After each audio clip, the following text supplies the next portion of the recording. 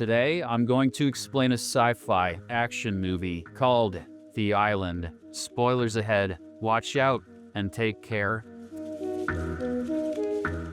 The movie opens as two people, a male and a female, enjoy their day on a futuristic-looking yacht. Everything here is perfect. The weather is bright, the water is blue, and the duo is in love with each other. The man then approaches his lover, and just as they're about to hold hands, something strange happens. Three disfigured-looking men pop out of nowhere and drag the man into the sea. He struggles to go back to his lover, but to no avail. Suddenly, the man wakes up, and we learn that his name is Lincoln 6 Echo. He looks around, still out of breath, and finally realizes that he was having a nightmare. An overhead LED screen displays a good morning message before pointing out that he had erratic sleep. Lincoln comes out of his bed, and another LED screen on his wall asks him to report to the Tranquility Center for a wellness evaluation. As a disgruntled Lincoln pees in the bathroom, the system recognizes that his urine has excessive amounts of sodium. It immediately recommends nutrition control, much to his displeasure. Your pee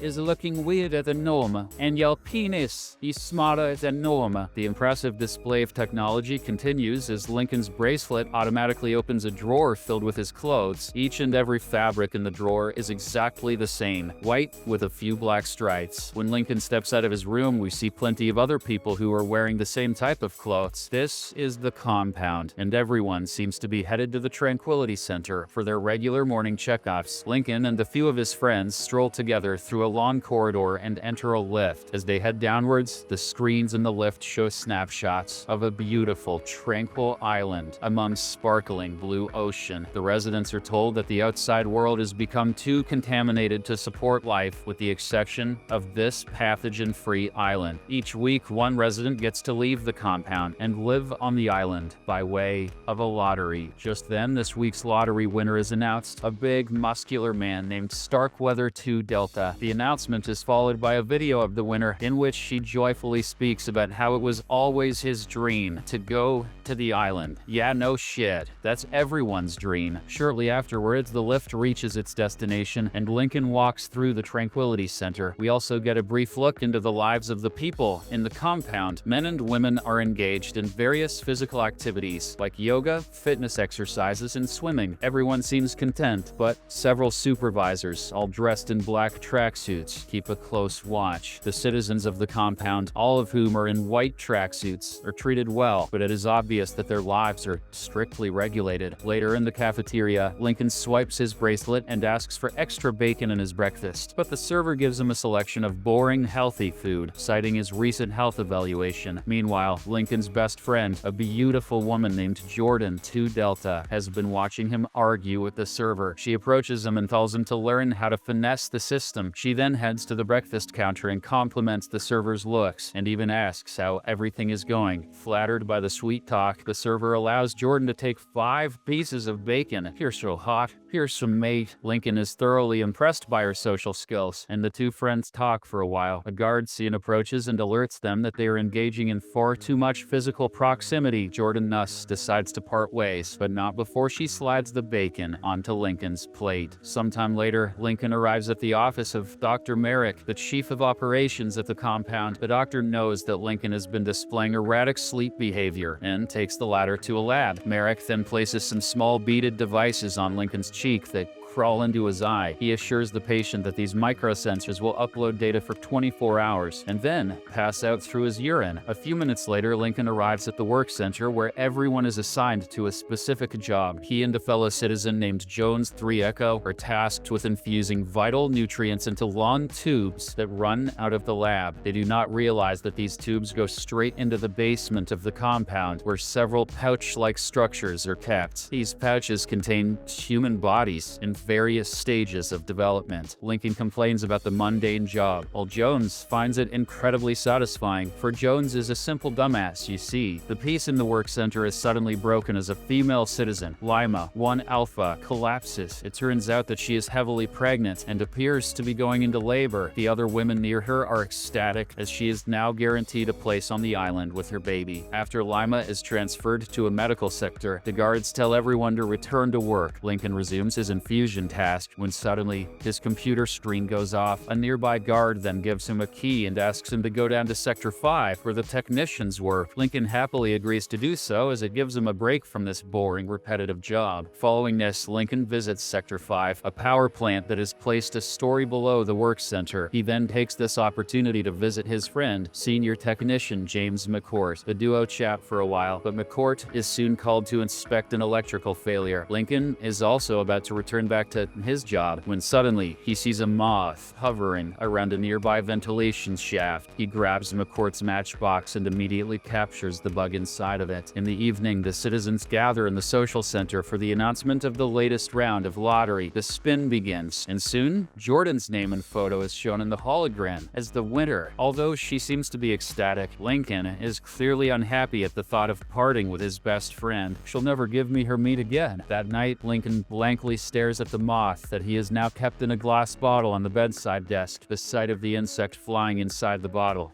gives him an idea. Seconds later, Lincoln sneaks out of his room, heads to the underground Sector 5 where he releases the insect. It flies away, searching for a source of light, and Lincoln follows it closely. He soon ends up underneath the hallway of the medical sector. Lincoln comes out and sneaks into a nearby utility closet which has a number of blue medical lab coats. He puts on one of these, effectively hiding his white resident dress. As he navigates his way through the medical center, he stops to peek through the window of an operating room and comes across a horrifying sight. Lincoln finds Starkweather 2 Delta lying on an operating table in the surgery room. A team of surgeons are about to make an incision through his chest when suddenly Starkweather 2 Delta wakes up. He runs out to the corridor but is followed by several guards who have taser guns. Hiding behind a nearby cabinet, Lincoln watches on as the guards tase Starkweather and drag him back to the surgery room. He finally realizes that the whole concept of Paradise Island is simply a dark, twisted lie. In the meantime, the news of this disturbance reaches Dr. Merrick, who goes to the security room to check what's happening. He reviews the CCTV footage from the medical sector and to his horror, notices a disguised Lincoln in it. Merrick then rings the alarm bells and orders the guards to capture Lincoln ASAP. On the other hand, Lincoln heads towards the female compound and finds Jordan. He tells her everything that he just saw and tries to make her understand that there is no Paradise Island. Jordan is confused by the sudden revelation, but Lincoln drags her away from her room. A full-on chase then ensues as several guards try to stop the duo from getting away. Fortunately, Lincoln manages to take Jordan into Sector 5 and they eventually emerge into the outside world. As the camera pans outwards, we see that the world is not actually contaminated. The compound is simply an underground lab somewhere underneath a desert in Missouri. The terrain is rocky and everything looks barren, but the duo can breathe just fine. Back in the compound, the community announcer delivers fabricated news that Lincoln has been quarantined while Jordan has been safely transported to the island. Elsewhere, we get to see the truth about this compound as Dr. Merrick makes a sales presentation to a host of rich people. It is revealed that this place is a bioengineering facility where agnates are grown. An agnate is a clone of a regular person grown directly into adulthood, matching the biological age of the donor. Its DNA is completely identical to the client, who is paid for the clone. Furthermore, an agnate is meant as a source of replacement body parts for an ailing client. Female agnates can also serve as surrogate wombs for their clients who cannot carry a baby themselves. But male agnates cannot get pregnant. That privilege is still reserved for Arnie. Yada! However, Dr. Merrick falsely claims that the agnates are kept in a vegetative state. He tells his clients that these clones never achieve consciousness and are not human beings. After the presentation, Dr. Merrick hires a Navy SEAL turned mercenary, Albert Laurent, to capture the fugitives. He explains that the world doesn't know that the agnate projects are alive. If this information becomes public, the Institute will be shut down for ethical violations. Dr. Merrick explains that locating Jordan 2 Delta is particularly paramount. Turns out her sponsor, the person she was cloned from, is famous actress Sarah Jordan. She is currently in a comatose state following a horrendous car accident. Sarah will die if she doesn't receive multiple organ transplants within the next 3 days. This also explains the lottery. An agnate wins when their sponsor requires body parts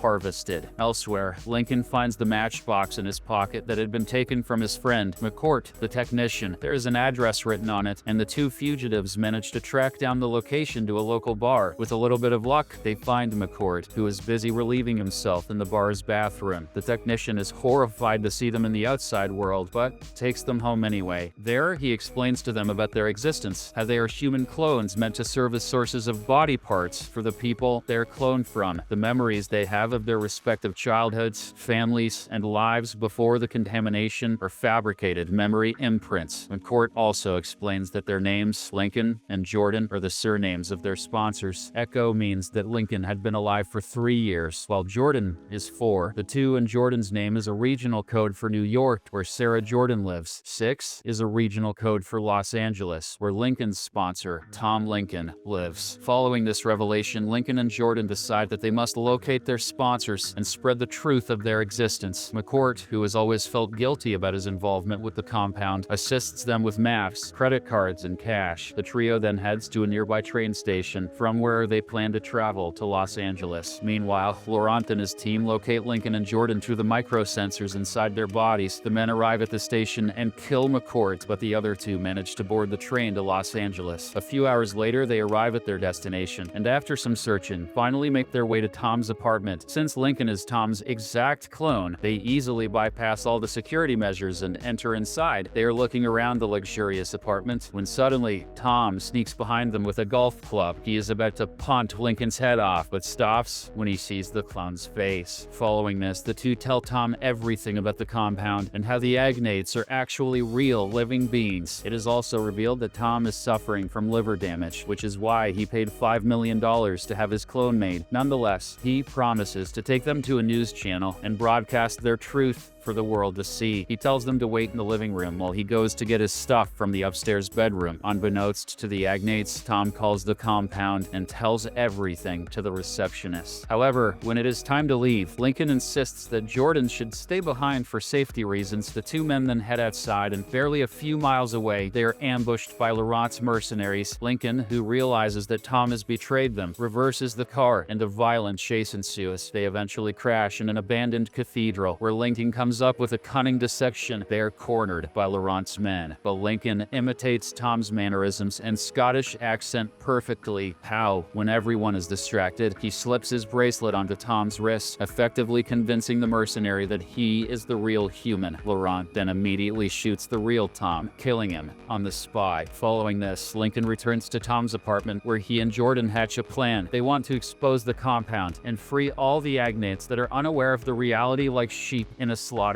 Back in the compound, Merrick realizes that a cloning defect was responsible for Lincoln getting his donor's real memories and behavioral patterns. Oh, that's how. He thus decides to eliminate the 4 latest generations of clones to prevent any future problems. The following day, Lincoln returns to the compound, posing as Tom, and easily gains inside access. He wants to destroy the holographic projectors that conceal the outside world from the citizens of the compound. Jordan, on the other hand, allows herself to be caught to assist his plan. In the meantime, Laurent learns that Sarah Jordan may not survive, even with the organ transplants. He has a chat with Merrick and realizes that the doctor considers himself as a god who is capable of creating as well as destroying lives. The mercenary now begins to have moral qualms about the clones' treatment, especially after witnessing their fight for survival, but mostly because the doctor is a douchebag. While the 2 are talking, several alarms go off and all hell breaks loose. Merrick realizes that Lincoln is headed towards the holographic room and quickly rushes there himself. Similarly, Jordan has sneaked in a gun and managed to free herself. She is headed to the basement where 4 generations of agnates are about to be incinerated. Laurent, who has now had a change of heart, joins her, and they free the agnates together. Elsewhere in the holographic room, Merrick and Lincoln are engaged in a fist fight. The doctor, being the bigger and stronger man, gains the upper hand and is about to choke Lincoln to death. But this is when our hero sees a harpoon gun nearby and manages to grab it. He then shoots a harpoon right through the doctor's skull, killing him